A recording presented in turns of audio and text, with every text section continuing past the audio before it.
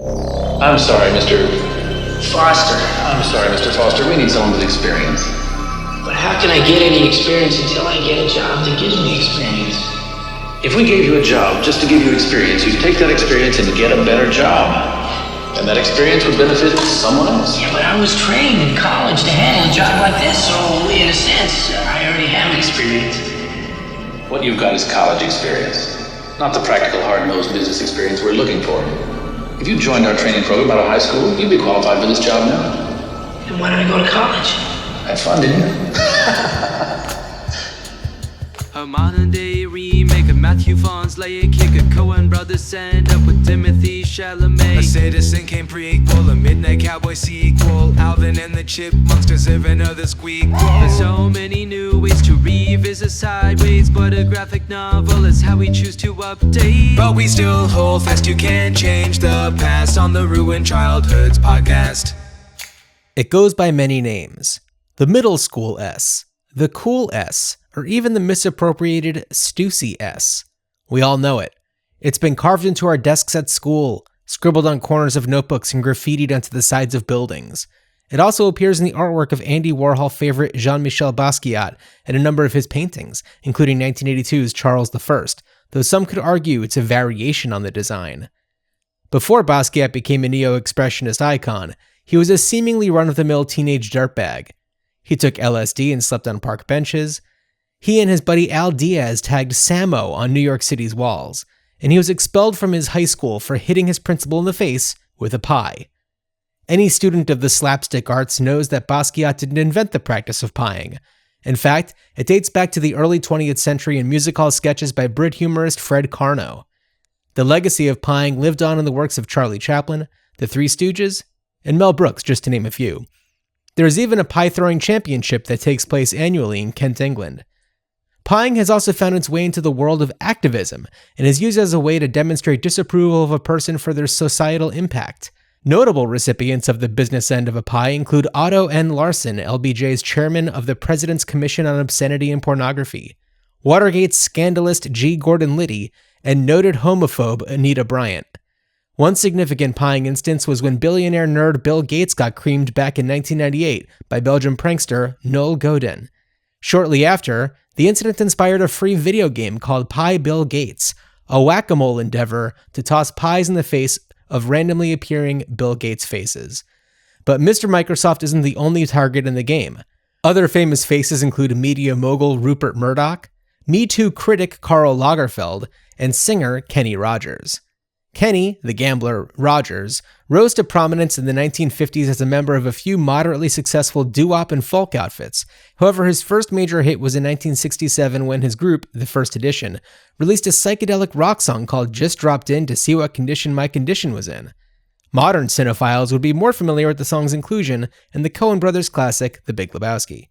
But the hits didn't stop there. Rogers turned out smash hits throughout the 70s and 80s, partnering with the likes of Wonder Woman herself Linda Carter, Islands in the Stream partner Dolly Parton, and For Your Eyes Only singer Sheena Easton. Rogers and Easton teamed up for a cover of Bob Seger's song, We've Got Tonight, which was a smash hit back in 1983. The song was one of Rogers' many collaborations with producer David Foster, who to date has won 16 Grammys. In addition to his work with Kenny Rogers, Foster also teamed up with the likes of Boz Scaggs, Chicago, Ringo Starr, and Earth, Wind & Fire. And in 1985, David Foster began lending his talents to the silver screen, or at least the speakers surrounding it. In fact, the songs he wrote for St. Elmo's Fire climbed the charts, and one song, Man in Motion, even hit number 1. But in 1987, Foster had the opportunity to score an entire film that starred one of the 80s most promising young actors, Michael J. Fox.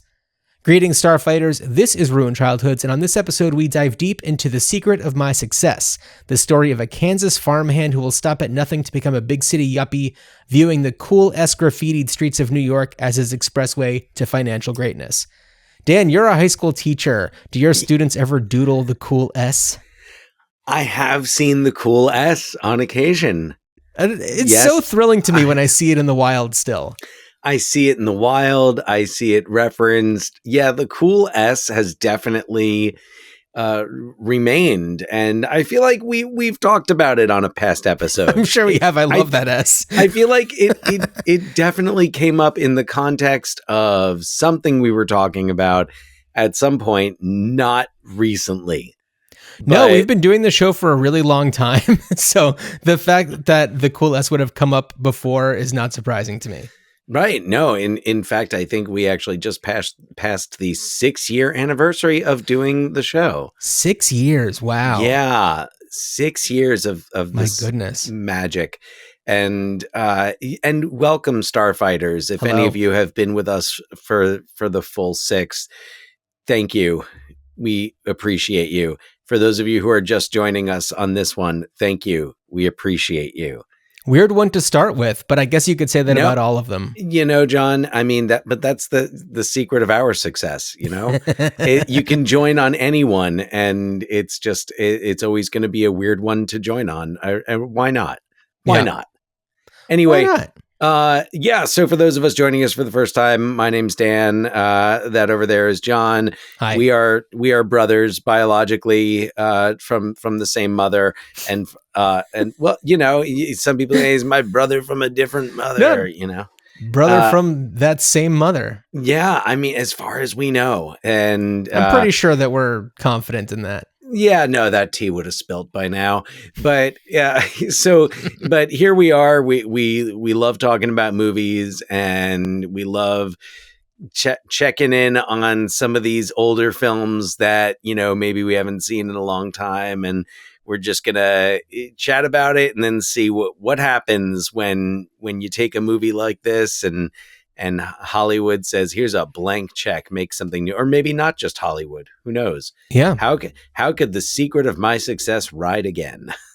Right. I mean, The Secret of My Success is a movie that, for me, I mean, it's one that I've definitely seen a few times before. Mm-hmm. We talk a lot about the cinema of 1987. Oh, hell it was yes, we do. a huge year. And I think that The Secret of My Success was like a pretty big movie that year. It was the number 7 Wow. film of that year. So like The Secret of My Success, to put it in perspective, it outgrossed RoboCop. Mm. I'm pretty sure it outgrossed Predator. It outgrossed, there's a lot of movies from 1987 that it was the number 7 movie of 1987. The top movies of that year were, you had 3 Men and a Baby, Right. Beverly Hills Cop 2, Fatal Attraction, Mm-hmm. huge movies. Yeah, well, you've got Michael J. Fox fresh off of like a number of hits, Back to the Future, Teen Wolf. I mean, that was it. Well, that and Family Ties. Family Ties. You had Family Ties on TV. You had Back to the Future and Teen Wolf, which were both huge hits. Mm-hmm. And he had been in another, like some other movies, and Right. he was in at least one other movie in 1987, Light of Day.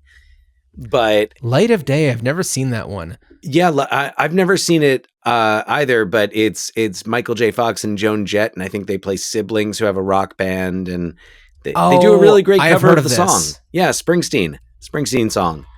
Oh, that's funny. Joan Jett doing Springsteen. Yeah, no, it's awesome. It's a great cover.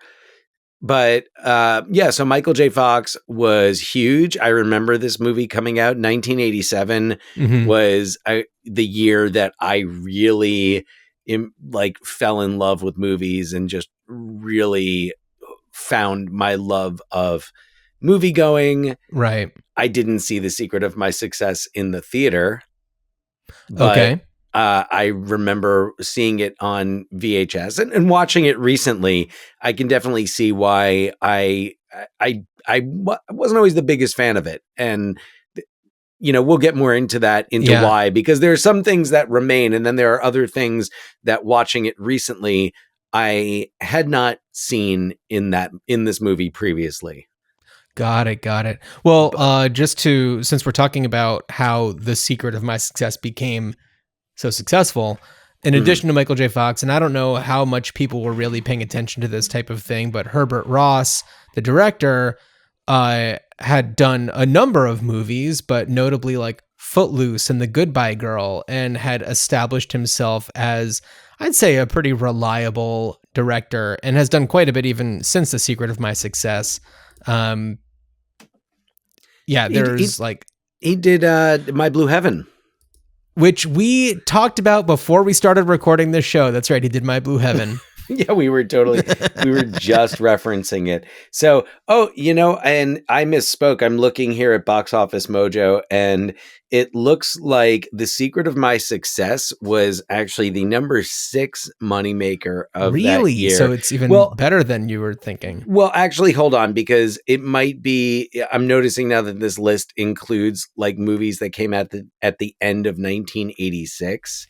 Got it. So, but it was up there. It grossed more than Stakeout, Lethal Weapon, Witches of Eastwick, Predator, Dragnet. I mean, RoboCop, Dirty Dancing grossed more than Dirty Dancing, Full Metal Jacket. A lot of movies that I think have become like bigger movies, more iconic movies. Planes, Trains, and Automobiles. The Running Man, Adventures in Babysitting, The Lost Boys. Well, I mean, as we've talked about plenty on this show, box office success does not equal cult status and longevity. Well, no. So rarely. I mean, but yeah, you do look at the movies from that year, and Fatal Attraction, which we've talked about before. That movie recently had kind of its reboot on was that on Apple or was that on I think it was Apple with Joshua Jackson. Yeah, with Joshua Jackson. Yeah. So like Lizzie Kaplan. We've seen that. I feel like movies like The Untouchables, which was another big hit of 1987, always kind of stays in the conversation. It's one of those, I guess you'd call it like a dad movie. Like you'd put it in the same categories like The Shawshank Redemption and Heat. So you've got that. Beverly Hills Cop. We had the 4th Beverly Hills Cop movie out last year. So there's really, I mean, yeah, with we could talk about 1987 forever. We know this, but anyway, here we go. We've got The Secret of My Success, and you know what? Actually, 1987 was also the year, coincidentally, that I was trying to remember if I've ever told the story before. Let's hear it. But I don't know that we've done a Michael J. Fox movie, have we? Well, we haven't done Back to the Future. We haven't done Teen Wolf. No. What other movies? We haven't done Casualties of War. We haven't done Doc Hollywood. We talked about doing Doc Hollywood. We haven't done The Frighteners. We haven't done The Frighteners. Yeah, I feel like a few months ago we were talking about like, major movie stars and big actors, and we were just like, yeah, I'm pretty sure we've covered pretty much one from everybody. But maybe we just spent too long talking about Robert Redford that we forgot to sneak in a Michael J. Fox every now and then. Well, hey, but sooner or later we were going to get there. But I want to, and I'm going to put this on camera for anyone who's watching along on YouTube or Spotify. Yeah. But what I have here is my autographed Michael J. Fox photo, and this stands out from the other autographs in my collection. And John being because it's the worst one. John being an amazing gift giver has somehow found that sending me kind of like not entirely random, but kind of random signed headshots of actors is something that will just like tickle me. So like I've got James Belushi over here, who's probably the most random in the group. And tell everybody what he wrote on it. Oh, he wrote on it. He wrote, "Be cool, stay in school." There you go. So, and that's according to Jim, right there. That's according to Jim. We've got William Devane over here, who John and I have frequently waxed poetic about our love of William Devane. Yeah. Alan King, who is a I did not give you Alan King. No. Alan King. So Alan King and Michael J. Fox, those are the two that were personalized. I did not meet Michael J. Fox, but here is the story of how I got this. And it's about our mother's cousin, Kenny, who lived in Los Angeles and lived in a part of Hollywood where Studio City. Studio City, there we go, Yeah. where a lot of actors. Yeah, just off of Laurel Canyon. Yeah. So he lived in the neighborhood with a lot of, there were a lot of actors. He lived across the street from Lucy Liu. That's right. Yes. Yes, Yeah. he did. I don't know if that was in 1987 that he No. did, but I know later on. Well, in 1987, one of his nearby neighbors was Michael J. Fox. And I was we visited it over that summer. We went out for a wedding and we stayed at their house for a few days. And cousin Kenny told me that Michael J. Fox was his neighbor. And of course, like Teen Wolf, Back to the Future, those were, big movies, especially for kids. And he said that if I wrote a letter asking Michael J. Fox for an autographed photo, that he would bring it to his house. Mm-hmm. So I wrote the letter, and cousin Kenny brought the letter over to Michael J. Fox's house. Now, Michael J. Fox had like a wall, wall Gates around and a gate, and but this is also before the days of doorbell cams and things like that. So there was an actual camera that I guess kind of popped out when Kenny put the letter, I guess, between the bars of the gate. Mm-hmm. I think an alarm went off and a camera popped out and took a picture of him. So he wrote a note that said, if you would be so kind as to sign a picture of yourself for my cousin, I will happily sign the picture that your security camera took of me. And I don't know if he ever had to hold up that end of the bargain, but as you see, here I am with my autographed picture of Michael J. Fox all these years later. And it's certainly something that I, treasure. And, I have a lot of treasures, but, he's just one of those actors who was really a significant, I watched Family Ties as a kid and, was that significant part of our of that time. And you know what? His career his movie career didn't necessarily have the longevity it could have because of his Parkinson's diagnosis. Mm-hmm. Right. But damn it, the man still worked up until not too long ago. Right. That he was doing, on the Good Wife, and one of my favorite episodes of Curb Your Enthusiasm. Oh, it's too ever. Funny. Yeah. Possibly my favorite episode ever is largely so great because of him.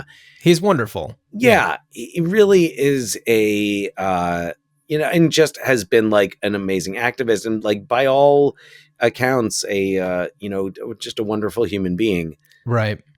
And I'm just happy to celebrate him in his career and talk about the secret of my success. Yeah. So Dan, you mentioned that this wasn't one that was a favorite of yours by any stretch. But do you remember, watching it? You said you didn't see it in the theater, but do you remember, around when you maybe first watched it? Oh, it would have been either late 87, early 88. Oh, I would have either rented it on whenever VHS it came out on video or caught it on, on HBO if it was on HBO. Which it came out in April 87 in the theater. So certainly within that year, it was on my list of things I wanted to see. I remember going to a video store and it not being available.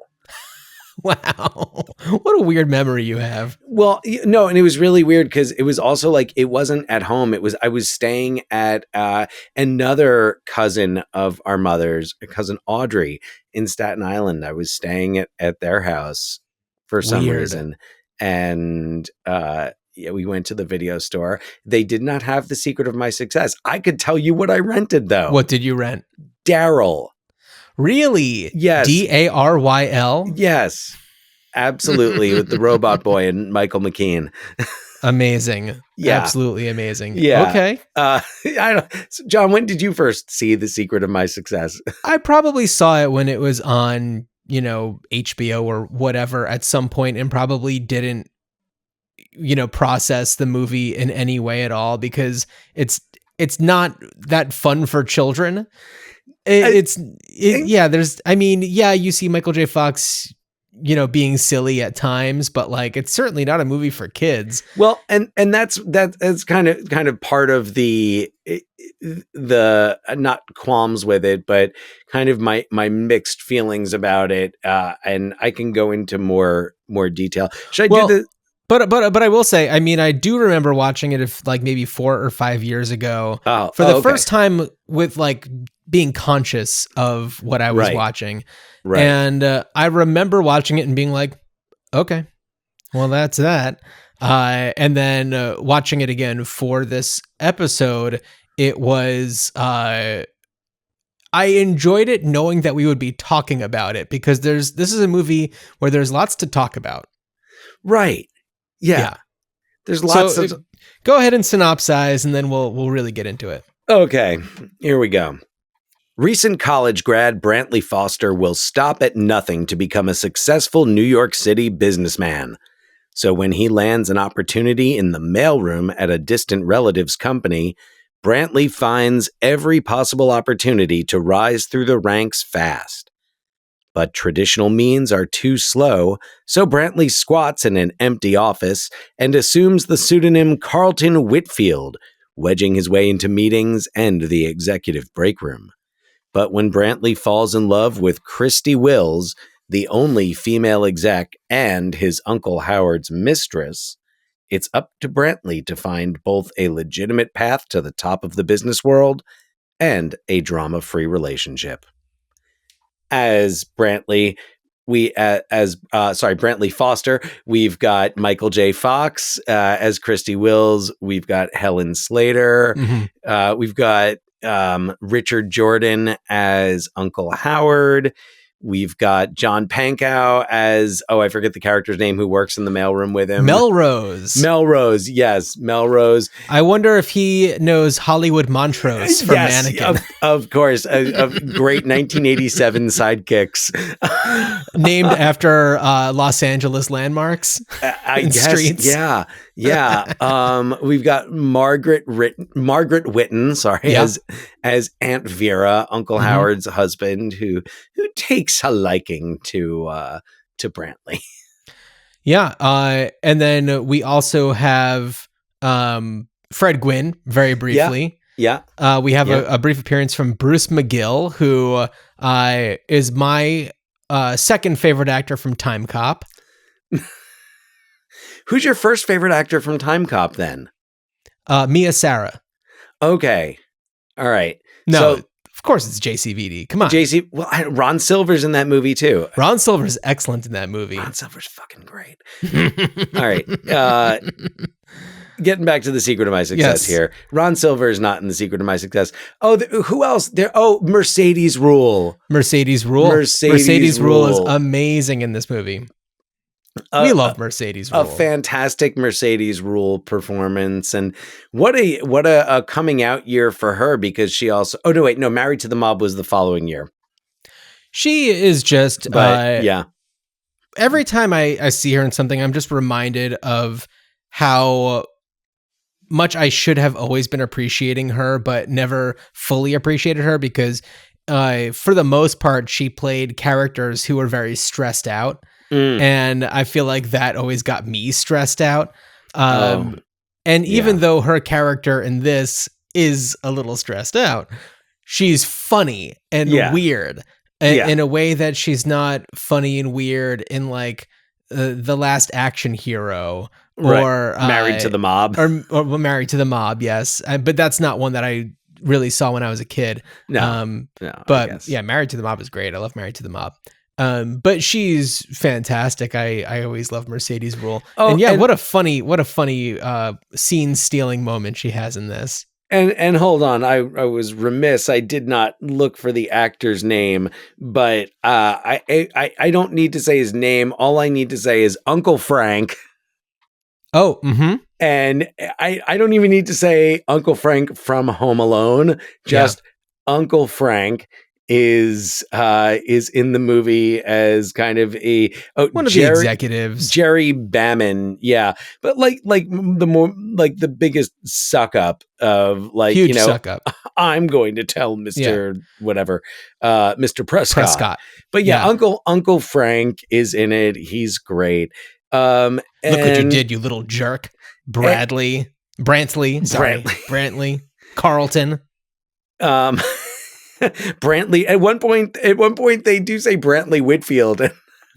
Oh, first of all, the name Brantley may as well be Carlton Whitfield. It's so, hoity-toity. Oh, very, very much not indicative of a kid who was, shoveling hay in Kansas a week ago. Right. Yeah. Right. And also we should also call out like the kind of the unseen star of this movie, and that would be New York City. New York City. Yes, it was filmed on location. No, that would be musical artist Yellow and his song "Oh Yeah." Oh yeah. Boom. Okay.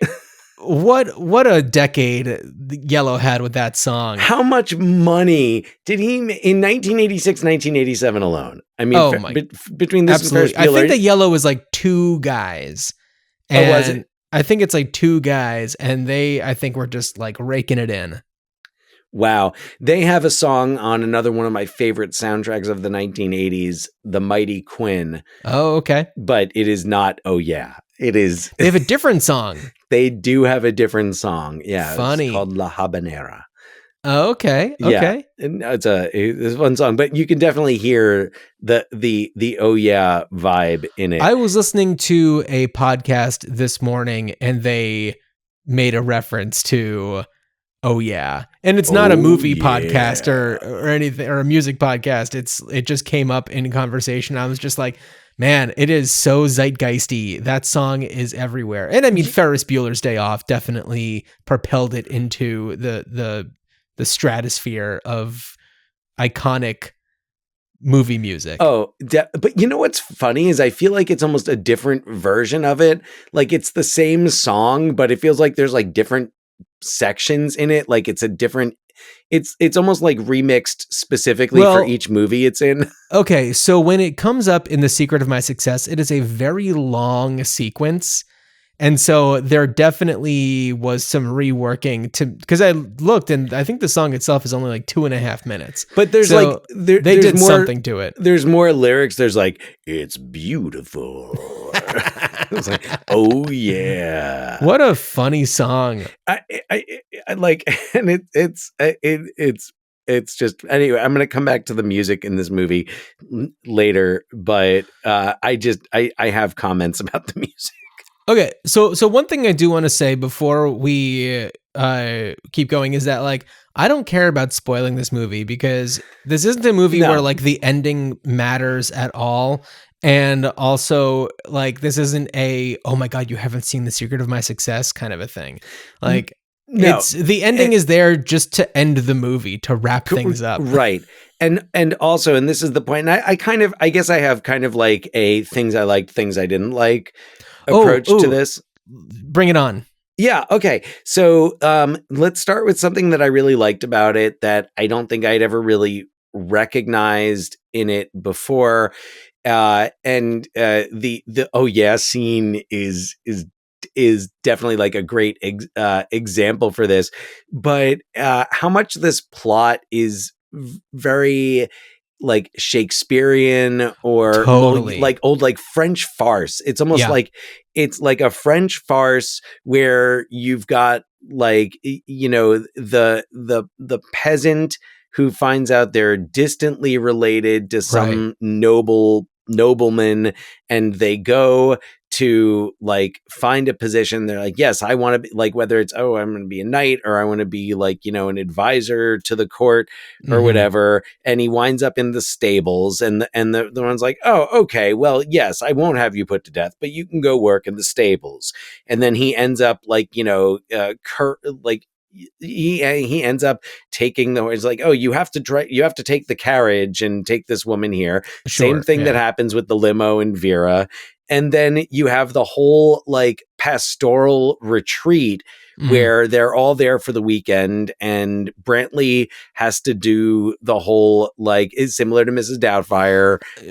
A proto Mrs. Doubtfire situation. Right. But again, it all goes back to like those old like Shakespeare farces like Twelfth Night. Yeah. And where you have people in disguise, and that like the where I think of like more French farce is that like sex romp of everybody sneaking around, and you could almost like I could see it so well in like, with like candles, like sneaking with their candles through. And you have like the Uncle Frank character who just kind of sticks his head out and is like, what's going on? So for anybody who hasn't seen The Secret of My Success, what's going on is there's this scene where Brantley, Michael J. Fox's character, is okay. The whole company is at the boss's like country house for some sort of like retreat thing, and everybody's just kind of staying there overnight. And by this point, we have already established that Aunt Vera, Howard Prescott's wife and the woman whose father founded the company, she, who when she first meets Brantley doesn't know that they're distantly related, and by marriage, definitely. But the kin is kin. Right? The two of them have had their romantic dalliances, shall we say. And she is, infatuated with him. And Brantley, is at this point already dating, what's the character's name? Christy? Yeah, Christy. And Christy is the former mistress of Howard Prescott, the boss, although he is still trying to, get in there. She's trying to break it off with him, but he's, it's not that easy for him. Right. And Howard Prescott is trying to get into bed with Christy. So all of them have decided to sneak off at just the same exact moment to each other's rooms to try and have a romantic rendezvous. And also in all of this is that Prescott has been trying to meet this Carlton Whitfield. Right. So at this point, go ahead. He does not know that Brantley is Carlton Whitfield. I mean, this is how he finds out. But yes, it's in a very, but it's so like French Farsi. I feel like snobby. No, it's 100% true. It feels so like that. And I really like that. And the other thing that I really liked about it that I hadn't really seen in it before was how this movie looks at not just women in business, but women in business, but also like women who are in business because, like, especially at that time, of who they were married to. Sure. And we get, like, I feel like we do get a good perspective of that, and how Vera is like, because you get Vera's perspective and you get Christy's perspective. Christy, who's working to be an executive and working to get the same respect and treatment as the men in a world that is very slanted against her. She even makes the joke about the bathrooms, the women's bathrooms, when they first meet, when Brantley first meets her. She jokes about how they just took the urinals out. So you get how she kind of is like, she has to be all business, and she has to, in order to just kind of keep her head above water in the area of the pool where she wants to swim, she needs to work extra hard, and also has an affair with the boss. Right. And I'm not saying that she does that for advancement because, as she says, she was seduced. Sure. But it's also kind of like that. What do you do in that situation? And it's something that's reflected in other movies that we see, like Working Girl, also around this same time. And It's 88. 88, Working Girl. I mean, you have a few others. You've got Baby Boom in Right. also in 87. You've got Working Girl and Big Business in 88. Also, we've covered a lot of these, but also just like even Big, like Elizabeth Perkins' character in Big. Yeah.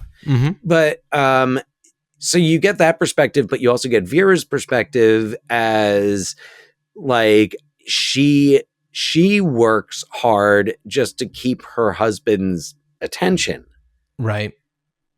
And it's like, it's almost like she feels like that's what she needs to do, even though he married into her wealth. Right. It's still, she opens up to Brantley about this before she even knows who he is. But all of the work that she puts into just looking young, which her husband doesn't notice, and she knows he's having affairs. And I think I saw more in her character this time than I ever had before. Yeah, I can understand that. I in no way think that this movie is close to being progressive. Because it all comes down to power imbalances and exploiting them, and the plight of the the straight white male. Well, and yes, we do have these other characters, but they are only able to achieve agency because of this straight white male that has shaken things up for them. Yes. No, it's not, but it's also more progressive than, let's say, other comedies that come out that you're like Overboard. Sure. It is more, it's like, it's baby steps. It's yeah, absolutely. And something that, and like the way that it ends up, and it feels like it was almost like there was an attempt there. I mean, much in the way where like there was an attempt. Yes. Baby Boom, is, maybe again, more of an attempt. Absolutely. Yeah. But it still kind of has that same, it wasn't, it's still a Hollywood big studio comedy. No, the secret of my success is an attempt to tap into the charisma of this young star. Yeah. That has this energy to him that really you haven't seen before in movies, and taking him out of the high school world and putting him into the real world. Yeah. And in a lot of ways, it's, fun to watch him try and figure out how to exist in New York City in the 80s. And also somebody who is not willing to accept the traditional route of, working his way up. And there's a great scene at toward the beginning when he is interviewing for other jobs, and there's the whole conversation of, oh, but you don't have the experience. Well, how am I supposed to get the experience? You don't hire me. Well, if I hire you, then you're just going to use that experience to get another job somewhere else. And it's just like a no-win situation. It's like, but what about college? I studied to be able to do this job. And it's like, but that's college experience. That's not real experience. And you should have done this instead. And, and then the next interview he goes in where he lies on his resume about everything that he says he's accomplished. He doesn't get the job because he's not a minority woman. Yep. And I was really bothered by that moment because it was like, and we're supposed to root for this guy that is upset because he can't be a hire because of DEI. Like, I'm having a hard time with that. Oh, Not that that's what they were calling it in 1987. No, and I don't think, and yeah, it was I mean, definitely a joke at the expense of like, kind of equal employment Sure. initiatives, which at this point when, that's all being, God, threatened or eliminated, Yeah. beyond threatened. It's right. It's hard to laugh at that. I don't think that this is like we could talk about another movie from that era, Soul Man, which. So absolutely. That's, taking it to an extreme level. Right. Well, and I guess that also brings me to the thing that I really don't like about this movie, Mm-hmm. and that I never liked about it, Okay. is how uneven it is. Okay. And that's not just a joke about the height of Michael J. Fox and his co-stars, but that's, anyway. I think, the best part about this movie is that a short king is with, a lady of height. Right. Yeah. No. The tone is so uneven. It goes from screwball comedy Mhm. to like not serious, but a like sincere romantic drama, I guess. And like even in the music, it has those shifts from oh no to oh yeah. Right. Well, yeah, exactly. Well, from I would say, from I don't know what instruments it would be. I'm just imagining the different types of synthesizers to oh yeah. Oboe to oh yeah. There we go. Yeah. I'll see my way out. Thank you very much. Yeah. Tip your waiters.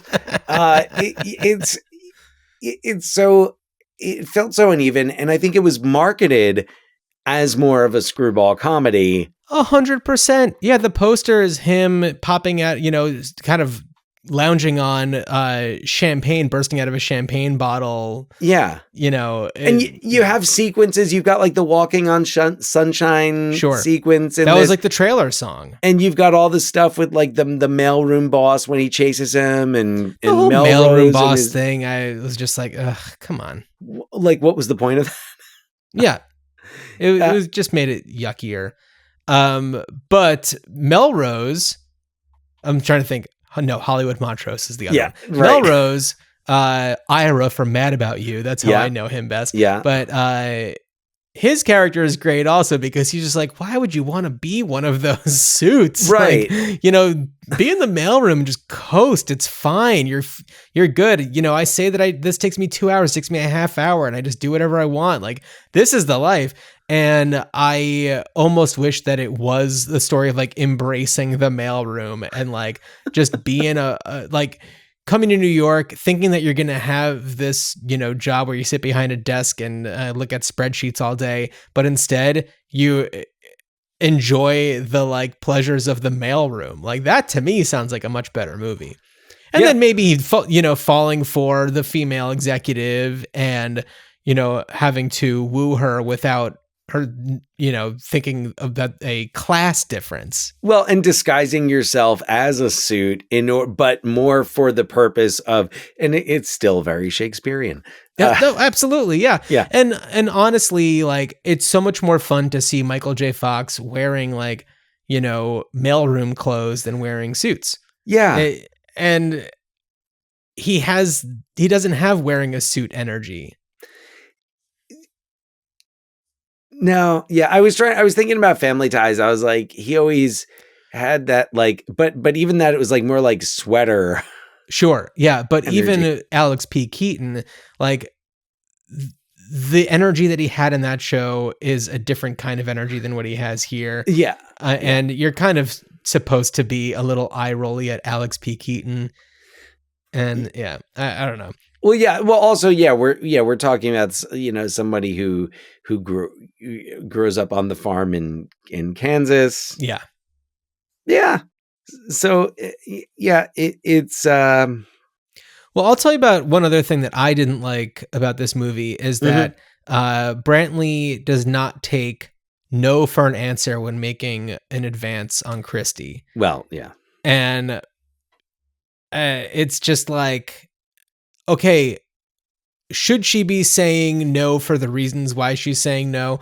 That's, for her to decide. A lot of it is because, first of all, Brantley is not a cool dude. Like, she's really annoyed by him. She's got her situation going on with Howard, but clearly she's not like super into that anyway. So it's not that like she needs to be with Brantley. She should be with somebody else. But like, she's saying no to Brantley, and he just is continuously pursuing her, and he has that "I'm going to wear you down" mentality, and that just gives me the ick, so they say. Well, yeah, and that's going to be, I feel like that is pretty typical of this genre of movie from that time. Yeah. And yeah, it doesn't make it fun to watch. I really just didn't think they had good chemistry, period. Mm-hmm. But yeah, like it wasn't persistence, it was stubbornness. Right. Yeah. And yeah, it's a fine line. Well, but also, because that's the other thing, is it's revealing about the purpose of her character, is that her character is not there to be to follow her own journey. She's there as an accessory to his. Well, okay, here's something that I did like about the movie is that her character for Howard is an accessory to spy on him and find out, information on Brantley because she is through Christy, he is trying to get certain things passed through the executive committee and certain initiatives to close locations of whatever it is that their company does. And then when Brantley, who has an idea based on a memo that he saw when he was working in the mailroom, is implying that they should instead open more locations instead of putting people out of work and, come up with the money that way. It's shaking things up, and he's very outspoken for somebody who's trying to stay a little anonymous, considering he's not a real person. Right. Yeah. Yeah. It's a little far-fetched how he's able to pull off the whole charade. But he's stubborn. Yeah. He won't settle for being anything other than a top executive, even though he's fresh out of college and fresh off the bus from Kansas. Like, I kind of nothing feel like is acceptable for him. I kind of feel like, I'm not saying this would be a bad thing, but I feel like what we're going towards here is a remake of this movie where he absolutely faces consequences for every action that he takes, and just like goes back to Kansas. Yeah. It's just that didn't work out. Yeah. No, absolutely nothing will dissuade him. I don't know.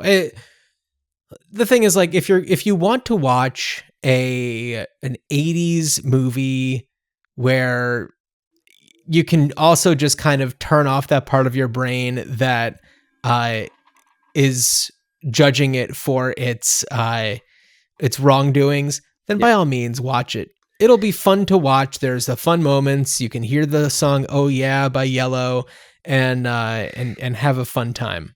And you can hear a lot of other great, like, mid-level 80s rock songs.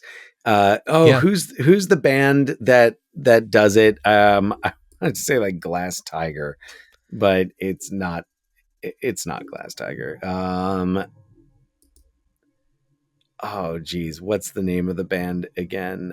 Well, let me look at the soundtrack really quickly. So there's The Secret of My Success by Night Ranger. Is that who you're Night Ranger? Yeah, Night that's Ranger? Sister Christian. Yeah. Yeah. Mm-hmm. Yeah. That's we've got Pet Benatar on there with Sometimes the Good Guys Finish First. Mm-hmm. I Burn for You, performed by Danny Peck and Nancy Shanks. Bananarama, Riskin' a Romance. Yeah. David Foster, who I mentioned earlier. Gazebo, The Price of Love by Roger Daltrey. Water Fountain, performed by David Foster, which is clearly the moment where he sees Christy drinking from a water fountain, and it's very unsettling. Don't Ask the Reason Why, performed by Restless Heart. Three Themes, performed by David Foster. And Heaven and the Heartaches, performed by Taxi with 2 X's. Oh, yikes.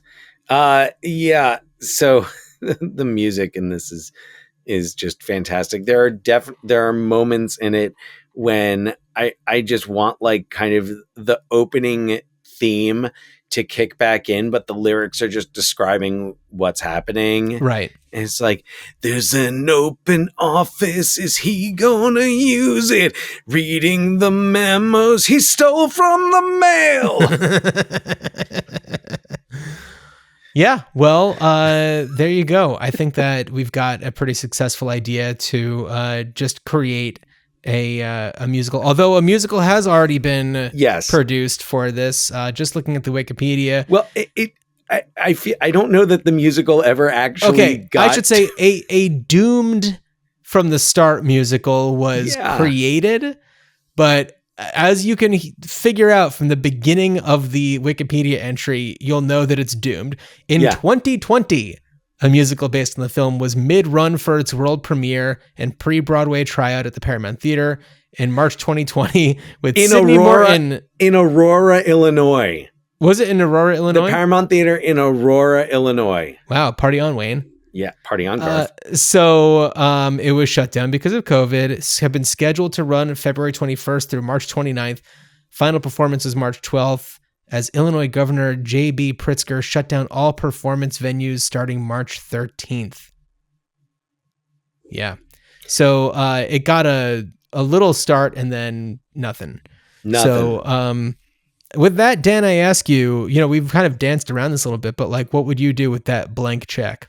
Yeah. All right. So first of all, we've got and I think a stage version would be even better. I would love to like just take this and put it on stage and have it be like where instead of an orchestra, you just have that band, that 80s band that just plays these songs where like there actually nobody else sings in it, and they just sing about what is happening very literally.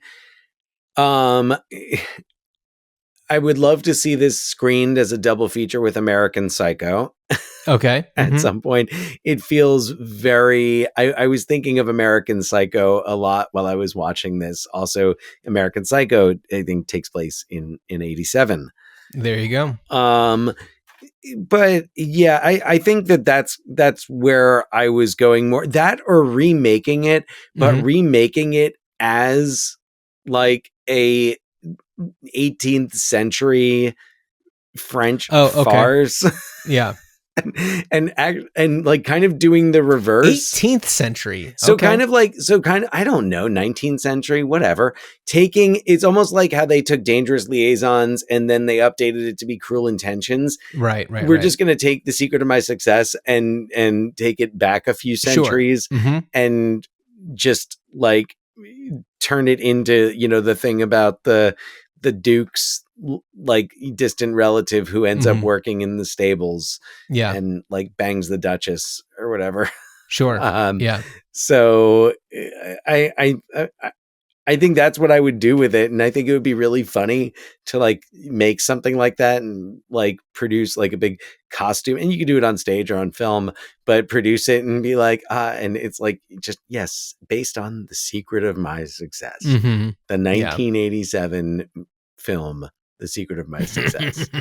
and now I don't know what you would what you would call it, but well, I think that The Secret of My Success, it's a great title and it could work in a number of different things. I think that success is often put alongside of financial success or career success, but it could relate to any type of success. So I was just thinking in terms of like what would be the French for that. Okay. So literally just translating it. Success. Yeah, there you go. Yeah, whatever that might be. That was terrible. So, John, what would you do with it other than your remake where just everything he fails and he sees consequences for his actions? Well, consequences for my actions, that's definitely a big one. But I do think that there's a way to remake this where you are kind of righting its wrongs and you're kind of balancing things out a little bit. And I, you know, as we were saying before, I think that having him stay in the mailroom and it's really just like a, trying to actually work his way up the proper way, feels a little less yucky. I mean, okay, now that I'm thinking about that, I think that the issue more has less to do with like his role in the company and has more to do with his connection with the romantic interest. And I think that still setting it in 1987 is fun, but to make it now and make it feel a little less icky. I was trying to think about who the modern day equivalent to Michael J. Fox is, and I'm pretty sure it's Tom Holland. And that's not just a height thing. I think that it's more of just like an energy type of thing and charisma. Yeah. And honestly, this could be a Tom Holland Zendaya joint. Oh, yeah. You know, putting her in the Christie role, but also when you put Zendaya in a role like that, she have you seen Challengers? I have not. You got to see Challengers is fantastic. One of my favorite movies of 2024. Okay. And she is incredible. And I'd love to see her doing that type of performance where it's just like, I am a serious person and I deserve to be doing what I'm doing. I'd love to see that in a movie like The Secret of My Success. You could still have the power imbalance between, you know, the big boss and the Christie character.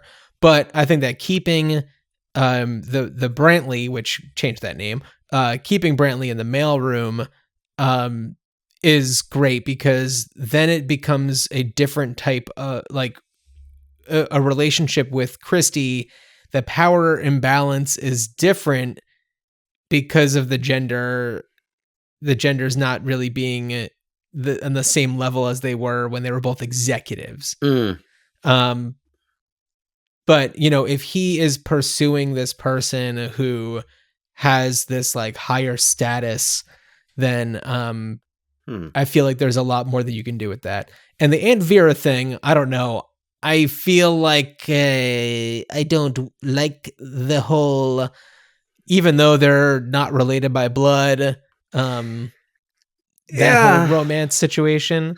I mean, it's weird, and again, something that I think maybe has more of a place in 18th century French farce. Absolutely, yeah. I like the idea of the Aunt Vera character whose father built the company, and whose husband is bringing that company down. I feel like I like the fact that that character exists, and perhaps the way to do it is that maybe Aunt Vera does have control of over the company, and she uses her power to as a way to kind of stick it to her husband, give Brantley an executive position, pluck him up from the mailroom, right?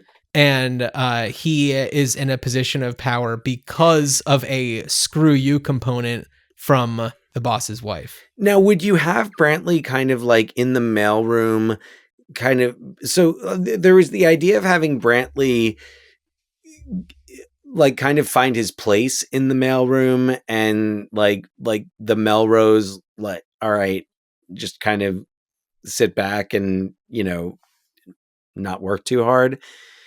But would you perhaps lean towards having Brantley like actually really get into like the whole operations of the mailroom? Yeah, I think and so. Have him and then having that be kind of like, you know, when Vera promotes him, because I like that idea of having him plucked from the mailroom to be an executive. Yeah, but without him necessarily wanting that. Yeah, I mean, and we don't have to have this whole moving from Kansas and having to prove something to himself and his parents or whatever. Like The we don't round need trip that. ticket. Oh my God, so dramatic, not Unnecessary. necessary. So, Dan, I don't know if I'm sure I told you this at some point, but when I first moved to Los Angeles, I interviewed for a position in the mailroom of the Academy of Motion Pictures Arts and Sciences. And Oh.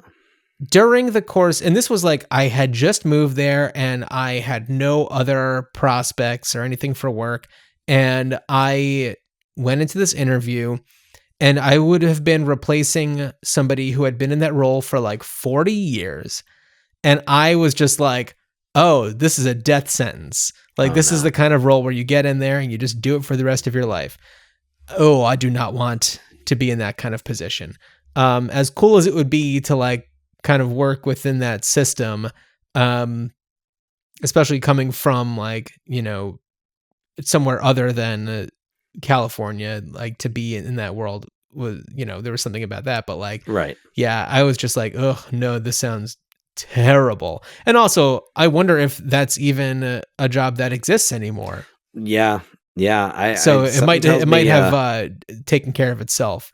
Unfortunately, I feel like, the mailroom is really a thing of the past Yeah. in a Yeah, in a I don't lot know. of ways. Yeah. So, yeah, that's my only mailroom experience. I don't know if you've ever worked in a mailroom before. Uh,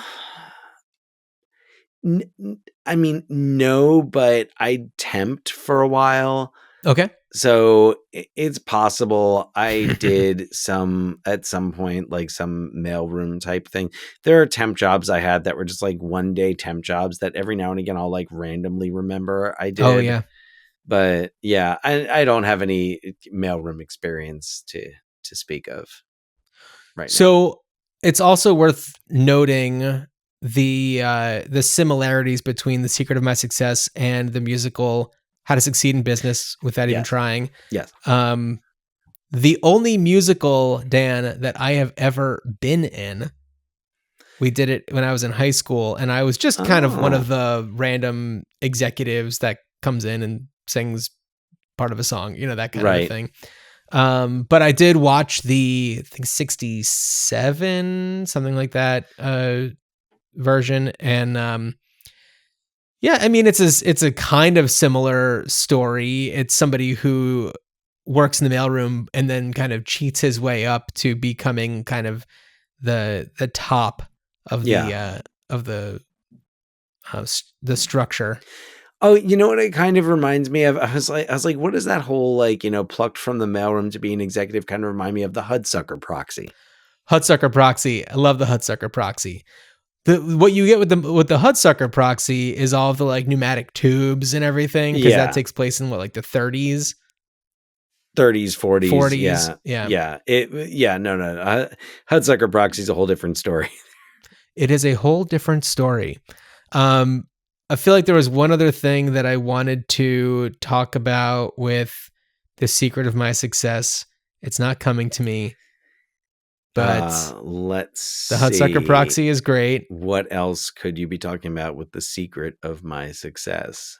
We've talked about, well, with How to Succeed in Business, I'm blanking on the actor's name, but it is, of course, Cooper of Sterling Cooper, Draper Price. Oh, right. So when I was watching that movie, and of course seeing what he would be doing at the end of his life, it was so satisfying to kind of see them both side by side. And and it has Succeed. He's doing a whole Jerry Lewis type of character that he originated on Broadway and everything, and took to the movie. But Got it. it's kind of like an ain't I a stinker kind of vibe that he has. And right. I'm trying to remember who that was. I want to say Orson Bean, but I don't think that's correct. I don't know.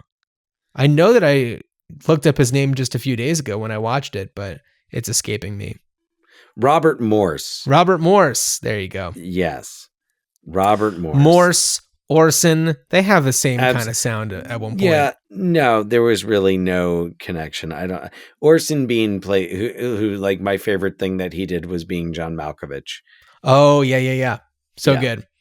So if any of y'all have an idea of how you'd want to bring back the secret of my success, email us, ruinchildhoodspot@gmail.com.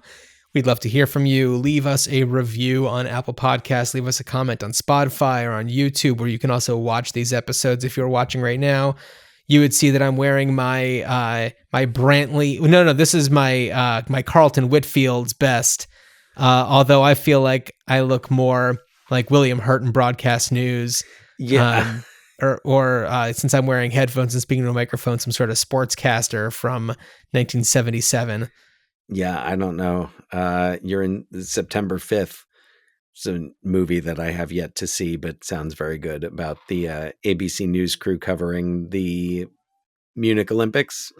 Oh, got it. I haven't seen that one. Yeah. I didn't know that there was a movie that covered the press coverage surrounding that. Yeah, apparently it's set entirely like in the control room of like ABC Sports. So yeah, it sounds really good. I've been reading some cool stuff about it, but that is not the movie we're going to be talking about on our next episode. What are we going to be talking about on our next episode? Well, the movie we're going to be talking about on our next episode starts with T, because we just did S. And in fact, there's 2 T's. And I would say it's Dynamite, but it's not TNT. It's TMT. It's Teaching Mrs. Tingle from 1989, written and directed by Kevin Williamson, starring Helen Mirren, Marissa Coughlan, Katie Holmes, Barry Watson, Jeffrey Tambor, Michael McKean, Molly Ringwald, Vivica A. Fox. And those are the people who are in the movie. Those are the people who are in the movie. Yeah, in this season of the podcast, we are going A to Z, then Z back down to A, working our way alphabetically through movie titles. Go back and check out some of the other ones that we've done, starting with Anaconda, taking us now to Teaching Mrs. Tingle on our next episode. Yeah. And if you have any movies that you desperately want us to cover as we go back down the alphabet, as we are getting pretty close to the end of our first half. Oh yeah, please let us know. Bottom. Yeah, we're at the end. Yeah, we definitely take listener suggestions seriously. And for the way back, that might even help us make a few decisions or break a few ties for ones that we're stuck on. Yeah, we always appreciate a little input, especially when we're at an impasse and have trouble making a decision. Please be the difference maker. We love to be as alliterative as possible, or in the case with like Anaconda, as many A's in there as we can have. That one is bookended by A's with another in the middle there. But Secret of My Success, just S's throughout. Well, I was actually wondering at one point if any of the S's were actually dollar signs, like an R-less situation, but no, they are all actual S's. I bet there's a Mandela effect thing where someone's like, I swear the S's in Secret of My Success were dollar signs. What if it's like the one Mandela effect thing that's like actually true, but like no one cares? This is like the proof. No one fucking knows. It's like an actual rift in our dimension, and where it crossed over to another dimension, and the only proof is a dollar sign in The Secret of My Success, but like literally nobody gives a shit. Oh, I love it. Anyway, thank you all for listening. This has been a lot of fun. Dan, as you are working your way up from the mailroom, I wish you a good journey. Good journey. Oh, yeah.